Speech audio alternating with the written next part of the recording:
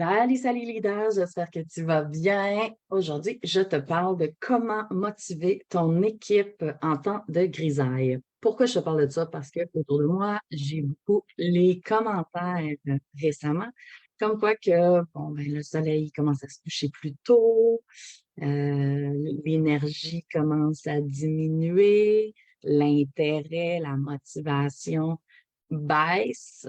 Et donc, c'est le temps de grisaille, les petits nuages gris qui s'en viennent se mettre au-dessus de ton équipe, de tes employés, de tes enfants, de ta famille, peu importe qui autour de toi, qui fait en sorte que la productivité, ce que tu veux, ce que tu désires, etc., peut avoir tendance à baisser. La motivation baisse, les résultats baissent, bien entendu. Donc, si tu es en live avec moi, écris hashtag live dans les commentaires. Si tu es en rediffusion, écris hashtag replay. J'ai hâte d'avoir tes questions. J'ai eu 2 questions en privé. Je vais y répondre à la fin. Écrivez sur la publication quand que je vous demande d'écrire en commentaire. Pourquoi? Parce que ça remonte la publication. Quand vous likez, quand que vous commentez, ça remonte la publication et ça l'amène aussi des idées aux autres personnes. Donc, j'aime quand vous commentez parce que ça permet aussi à amener du matériel supplémentaire et ça permet de remonter la publication si jamais il y a eu plusieurs publications à travers.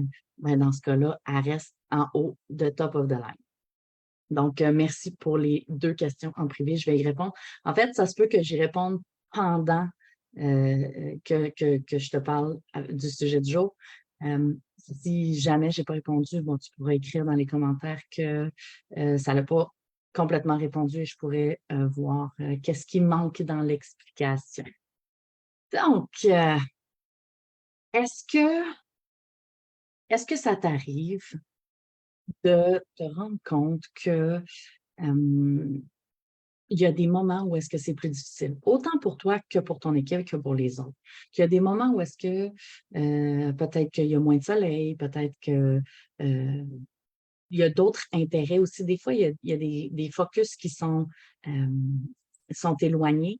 Donc, par exemple, c'est les fêtes qui s'en viennent. Donc, des fois, il y a une petite démotivation au travail parce qu'on a hâte aux fêtes. Donc, on n'a pas vraiment la tête, par exemple, à travailler parce que les fêtes s'en viennent, les congés s'en viennent, les vacances, un voyage, Pâques, Halloween, l'action de grâce, Thanksgiving, ces choses-là. Donc, peut-être qu'il y a des situations, des moments ou des mois dans l'année, comme par exemple octobre, novembre, où est-ce que on commence à voir les feuilles qui tombent.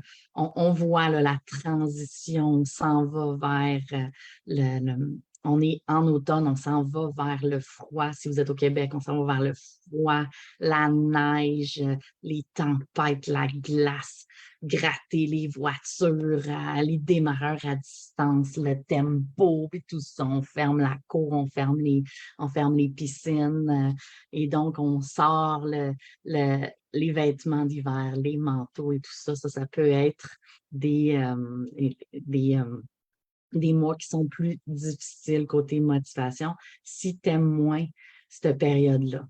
Des fois, il y en a qui ressentent plus la dépression saisonnière, que je vais le mettre comme ça, là. La dépression saisonnière, il y en a qui le ressentent plus. Donc, le fait que le soleil se couche plus tard, plus tôt, et qui fait en sorte qu'il se lève aussi plus tard. Fait que il y a comme beaucoup de noirceur quand on se lève de bonne heure, quand on se couche de bonne heure. Il reste pas beaucoup de temps de soleil quand un coup que le travail est terminé, la routine avec les enfants, etc. Après ça, tu es comme, oh, il fait déjà noir. Et ça, tu sais, ça l'enlève la motivation. Tu te lèves le matin, il fait noir, tu t'en vas travailler, il fait encore sombre, etc. Fait que ça peut amener une certaine démotivation, puis euh, une certaine grisaille dans tes résultats, dans ton travail, dans ton intérêt face à certaines passions, certains passe-temps, etc. Et dans les mois aussi, par la suite, si tu es au Québec, surtout au mois de janvier, février, mars, Là, il y a le gros froid glacial, la glace, les tempêtes de neige et tout ça, où est-ce que après les fêtes, le contre-coup des fêtes aussi, que oups, ça a coûté peut-être plus cher qu'on pensait. Donc, une petite déprime de ben, je vais pas faire grand-chose au mois de janvier parce que là, il faut que je rembourse mes cartes ou ce que j'ai dépensé pour les fêtes, etc. Il y en a qui vont dépenser beaucoup d'argent pour les fêtes et donc, on va se tenir tranquille au mois de janvier, mais là, vu qu'on se tient tranquille, là, ça devient un petit peu plus plate. En plus, il fait froid, on peut pas faire ci, on peut pas faire ça, etc. Fait que ça se peut que mois de janvier, février, mars, où est-ce que c'est les mois les plus froids aussi au Québec, fait en sorte que ça peut démotiver. Et donc, comment qu'on fait pour remotiver quelqu'un qui est démotivé ou tes employés, ton équipe, qui semble avoir cette grisaille-là, cette espèce de nuage qui est là puis qui plane au-dessus de l'équipe, au-dessus de la tête de quelqu'un en particulier, parce qu'il y en a qui le ressentent plus que d'autres. Comment qu'on fait? Bien, en fait, c'est qu'on a besoin d'observer, premièrement, nos nos gens autour de nous. On a besoin de les observer pour voir si réellement ils ont cet enjeu-là. Si nous, on a cet enjeu-là, on va avoir tendance à ne pas vouloir se sentir seul et essayer de détecter les autres aussi, peut-être trouver des signes qu'eux autres aussi. On va essayer de se détacher de ça pour ne pas induire notre ressenti puis notre énergie aux autres. Mais on peut quand même regarder, observer, puis voir, puis poser surtout les questions à savoir est-ce qu'il y en a dans l'équipe, etc., qui vivent un moment plus de découragement, etc. Ensuite, en connaissant bien ton équipe, si tu as l'inventaire de personnalité de ton équipe, bravo, là, ça va être encore beaucoup plus puissant. En connaissant bien ton équipe, tu sais quel type de personnalité dans ton équipe ont certaines motivations versus d'autres qui ont d'autres motivations. Parce que selon ton type de personnalité, selon ta base, selon ta phase dans laquelle tu es, je te parle de PCM, si tu ne connais pas les termes, tu peux aller réécouter d'autres lives où est-ce que j'en explique. Sinon, tu peux juste m'écrire, ça va me faire plaisir de t'expliquer c'est quoi les termes. Mais selon ta base, selon ta phase, tu as des motivations qui sont différentes et qui vont t'amener à vouloir faire quelque chose. Donc, ce que ça fait, c'est que tu as une motivation. Par exemple, ma motivation, c'est de pouvoir avoir des contacts avec les gens, par exemple, que j'aime avoir du fun avec les gens, j'aime interagir avec des gens, puis que je travaille dans un milieu où est-ce que je dois être tout seul à un moment donné. Ben, tu as à aller motiver les gens à ces gens-là, par exemple, à dire, OK, parfait, ben, sais-tu quoi? Je pense que je vais te mettre en équipe avec telle personne. Comme ça, ben, tu vas aller intégrer le besoin de contact de cette personne-là avec, en plus, amener des résultats. Tu vas aller motiver la personne et amener des résultats en même temps, qui fait en sorte que là, la personne, elle va augmenter son niveau de motivation, ce qui va faire en sorte qu'elle va pouvoir contrer une certaine partie de la grisaille, de la température, etc., de ce qui se passe, du temps d'année, etc., parce qu'elle a des besoins qui sont comblés exactement au moment où est-ce qu'elle a besoin de les combler. Donc, tu as besoin de savoir, tu as besoin de connaître ton équipe, tu as besoin de te connaître pour savoir qu'est-ce qui me fait du bien et comment je peux l'intégrer. Parce qu'il y en a qui aiment beaucoup, par exemple, être créatif, être ludique, faire des choses spontanées. Bien, dans ce cas-là, peut-être que tu peux décider, sais-tu quoi? Ces types de personnes-là, je vais les rassembler ensemble, puis je vais leur demander de créer un événement, par exemple, où est-ce qu'on va faire un party d'Halloween, on va faire un party de Noël, des choses comme ça. Je donne la tâche à ces personnes-là que je suis convaincue qu'ils vont faire quelque chose d'extraordinaire parce qu'ils sont très créatifs et très spontanés, puis qui ont besoin de pouvoir être en contact, donc de les mettre ensemble peut être très gagnant.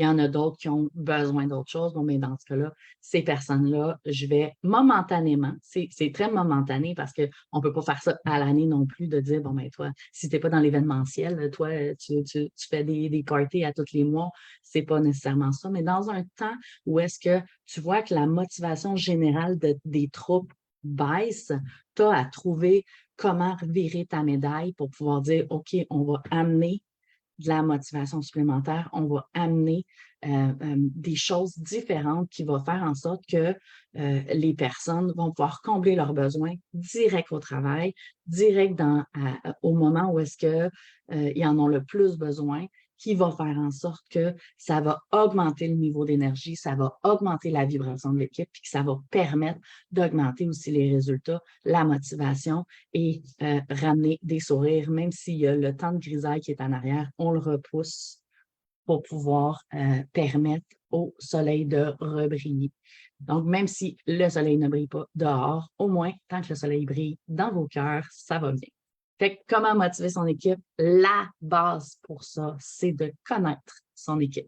Parce que si tu ne connais pas ton équipe, si tu ne sais pas quel intérêt a ton équipe, mais dans ce cas-là, tu ne peux pas satisfaire à leurs besoins, à leur je pourrais pas dire demande parce que souvent, les gens vont peut-être pas nécessairement demander, mais à leurs besoins réels selon leur type de personnalité, selon leur base, leur phase dans lesquelles elles sont actuellement. Et que tu veux motiver ton équipe, tu veux pouvoir garder une certaine stabilité tout au long de l'année.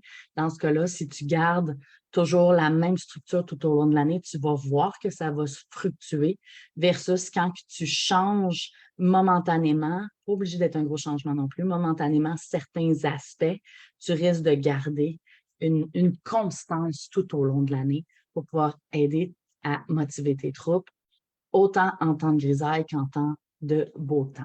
Donc, pour les questions que j'ai eu une question que j'ai répondu justement, à savoir si attends, je vais juste essayer de la lire comme il faut là, à savoir si voyons, si les personnes sont pas dans le même type de personnalité, est-ce que c'est possible? Oui.